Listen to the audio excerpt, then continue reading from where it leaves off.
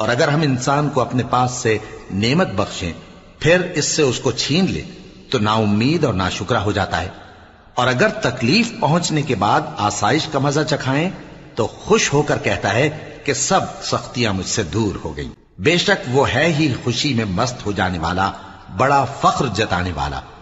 ہاں، جنہوں نے صبر کیا اور عمل نیک کیے یہی ہیں جن کے لیے بخشش اور اجر عظیم ہے۔ تو شاید تم کچھ چیز وہی میں سے جو تمہارے پاس آتی ہے چھوڑ دو، اور اس خیال سے تمہارا دل تنگ ہو کہ کافر یہ کہنے لگیں کہ اس پر کوئی خزانہ کیوں نہیں نازل ہوا، یا اس کے ساتھ کوئی فرشتہ کیوں نہیں آیا۔ اے نبی، تم تو صرف نصیحت کرنے والے ہو اور اللہ ہر چیز کا نگہبان ہے۔ کیا یہ لوگ کہتے ہیں کہ اس نے قرآن از خود بنا لیا ہے؟